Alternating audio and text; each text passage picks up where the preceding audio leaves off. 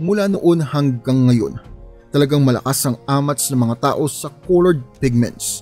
Ginagamit natin yun pang kulay ng mga fabrics, pang furnish ng bahay, pangyabang sa mga kumare at sa mga iba pang mga bagay-bagay. Mga hues na malalakas ang dating kesa sa iba. Ang mga green halimbawa ay isang tricky pigment. Ang mga natural sources ay madalas muted at walang ganoong katulad na vibrancy na nag-o-occur sa nature. Ang copper madalas gamitin bilang green pigment noon pero madalas ay nagiging blue o teal. Mataas ang demand para sa mga intense na green pigment, yung tipong parang pinitas mula sa isang mayabong na kagubatan o sa isang matingkad na emerald. Taong 1775, isang Swedish chemist na nagngangalang Carl Wilhelm Scheele ang nakagawa ng sagot sa nasabing high demand. Kumuha siya ng isang rich at magandang shade ng emerald green na nakuha niya sa pamamagitan ng pagkahalo ng copper at ng arsenic. Tinawag niya ang vibrant green pigment na yon bilang Scheele's green. Mura lang naman gawin ng Scheele's green, kaya naman marami ang tumatangkilik doon. Ginamit yon para ipangkulay sa mga colored paper, wallpaper, carpets, fabrics, pintura, kandila, mga laruang pambata at kahit pa food coloring. Tinawag nga yung pinaka-brilliant at durable na pigment, pero dahil sa nag-o-oxidize ang copper, kalaunan ay kumukupas din yun. Taong 1814, isa na namang green pigment ang pumasok sa merkado. Ang Paris green ay galing din sa copper at arsenic at nagsilbing improved formula ng Scheele's green, kung saan ang improvement ay mas magtatagal na ang kulay at hindi nakukupas sa paglipas ng oras. Nakakamit yun sa pagdadagdag ng arsenic na naging dahilan naman para mas maging toxic ito. Kasunod ng revolutionary era ay ang pag-arangkada ng kapitalismo. Sa pagpasok ng gaslighting, ang mga white walls at bare bones room ay nawala na sa uso. Naging ina ang pagkakaroon ng dark, brightly colored wallpapers at mga cluttered drawing rooms kung saan nakadisplay ang mga curated na tinatawag na bric-a-brac. Ang Scheele's green ay puring-puri at tinatawag na must-have decor accent. Ang mga libro tulad ng Castle's Household Guide, inirekomenda ang rich green para irepresenta ang isang refined na tahanan. Tumaas ang popularidad ng green wallpaper mula sa 1 million pieces a year na bentahan noong 1834. Umakyat ito ng 32 million noong 1874. Sobrang sikat nun na sabi nga sa mga dyaryo ay nagkulay green raw ang buong Britanya. Yung mga nag-manufacture ng pigment na mga nagtatrabaho sa factories ang unang naka-experience ng deadly side effects nito. Kahit pa hindi ito direktang link sa pigment. Ang epekto ng arsenic poisoning ay hindi pa nalalaman noon. Ang arsenic poisoning ay magmumukhang sintomas lang ng normal na sakit noong mga panahon na yun.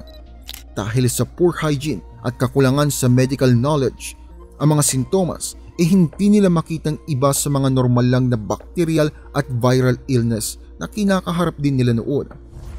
At dahil nga sa ang mga nagtatrabaho sa manufacturing, karamihan ay nasa pinakamababang klase ng lipunan, karamihan pa mga bata, ang kamatayan nila ay hindi masyadong binibigyan ng pansin ng pamahalaan. Kapag may namatay, papalitan lang ng may-ari, tuloy pa rin ang produksyon. Ang mga sintomas ay lesions, pananakit ng sikmura, pagkahilo, abnormal na pagtibok ng puso, pamumulikat at pamamanhid ng daliri. Ang long-term exposure ay nagdudulot ng digestive issues at mga sintomas tulad ng sipon. Ang arsenic ay lason at talagang epektibo yun dahil kaya nung pumasok mula sa bloodstream, sa balat, sa mucous membranes at ingesting. Kapag nakonsumo sa malalaking amount ay nakakamatay agad. Pero ang sintomas ay hindi mo agad mapapansin kung low dose lang naman ang hinaharap mo araw-araw. Carcinogen din ito, kaya ang taong na-expose doon hindi naman magkakasakit agad at malaki ang posibilidad na magka-cancer sa pagtanda. Kasabay ng kasikatan ng green pigment products ay ang pagtaas ng mga hindi maipaliwanag na kamatayan, lalo na sa mga maliliit na bata.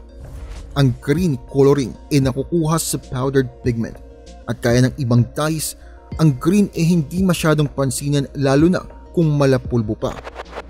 Ang alikabok o pulbo ay pwedeng makairita sa balat, mata at bibig at pwede ring malanghap. Isa pang pamatay na lason ay ang gas na nanggagaling sa wallpaper. Kapag ang moisture ay nagkakontak sa adhesive ng wallpaper, nakakagawa yun ng arsine gas. Ang humidity mula sa mga bahay ang nagiging breeding ground para sa iba't ibang fungi spores at ang spores na yun ay maglalabas naman ng arsenic gas. Sa kasagsagan ng Victorian era, ang hangin sa London ay puno ng smog. Dahil doon, ang mga bintana ay laging nakasara so walang fresh air ventilation sa mga bahay-bahay. Dahilan naman para mas mapuno yun ng matataas na level ng arsenic. Ang tipikal na nirereseta sa iba't ibang mga sakit noon ay magbakasyon sa mainit na klima. Isang doktor ang gumamot sa isang pares na nakaramdam ng panunuyo ng lalamunan, sakit ng ulo, sakit ng sikmura at namamaga ang mga mata. Ang kanyang suwestyon ay magbakasyon daw ang dalawa kung saan maaraw at mainit. Nang magpunta sila sa mga lugar na yon, nawala ang sintomas. Pero pag uwi nila sa bahay, well, syempre, balik na naman. Doon napansin ng mag-asawa na nagsimula nga ang kanilang pagkakasakit noong nilagay nila ang green na wallpaper. Doon na rin nagsimula ang mga doktor sa pag-aaral at pagsusulat tungkol sa nakamamatay na epekto ng arsenic pigments. Una itong pinagbawal sa Germany, pero patuloy pa rin sa United Kingdom at sa France. Patuloy pa rin ina-advertise ng mga kumpanya ang kanilang wallpaper na safe daw, habang mga doktor ay nakikiusap na i-regulate ang paggamit doon. Walang reklamo sa mga publiko hanggang sa isang batang babae ay namatay noong 1861 dahil sa sakit. Isa siyang artificial flower maker at naglalagay ng dusted arsenic filled green powder sa mga silk flowers. Ang green powder daw ay nagpapaganda sa bulaklak at nakakadagdag sa pagiging realistic nito. Dahil nga sa nature ng kanyang trabaho, nakakalangap siya ng malalaking amount ng arsenic. Pero kahit pa matapos ang kanyang kamatayan, patuloy pa rin ang mga tao sa pagbili ng produkto kahit pa alam na nilang nakakasama sa kanila yun. Hindi yun sineryoso ng gobyerno hanggang dumating ang 1879 nung pinatuloy ni Queen Victoria ang isang foreign dignitary sa isang kwarto na may green wallpaper. Nagkaroon ito ng malubhang sakit. Siya rin ang unang taong namalagi sa kwartong yun matapos lagyan ng green wallpaper. Agad-agad yun pinaalis ni Queen Victoria sa buong Buckingham Palace at sumunod din ang publiko. Nagsimulang mauso ang mga arsenic-free products. Nariyan pa rin naman ang Shields Green at Paris Green, pero ginagamit na lang sila bilang insecticide at panlason sa daga. May mga haka-haka ang mga scholars ngayon kung ang green wallpaper ay may koneksyon sa pagkamatay nga ni Napoleon Bonaparte. Nang ma-exile si Napoleon sa St. Helena Island, tumira ito sa Longwood House. Tumira siya doon mula 1815 hanggang 1820. Ang Longwood House ay masasabing hindi ganoon kaganda. Malamig raw, maraming amag. Sa mga huling araw ni Napoleon, discomfort at sakit ang tinanas niya. Yung mga dumalaw din kay Napoleon ay nakaranas ng ilang sakit. Puno kasi ang Longwood House ng emerald green wallpaper, pati mga fabrics na may arsenic. Ang pagkamatay niya ay sinasabing dahil sa stomach cancer. Ayon naman sa mga eksaminasyon, ang buhok niya ay may mataas na amount ng arsenic. Dahilan para maniwala ang ilang mga historians na baka dahil sa slow exposure kaya siya nagkaganon. Sa loob ng napakaraming taon, ang kulay na green ay closely associated sa sakit, kamatayan at malas. Kahit nga noong 1859, isang non-toxic alternative ang ginawa. Pero ilan lang ang pumili.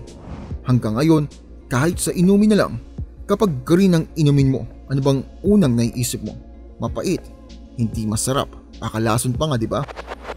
Tinangka nilang ipagbawal ang arsenic noon, pero hindi yun napasa dahil kumikita nga naman ang bagay na yon sa ibang mga application. Pero noong 1903, nagkaroon ng pag-uutos sa pagre-regulate ng arsenic sa pagkain.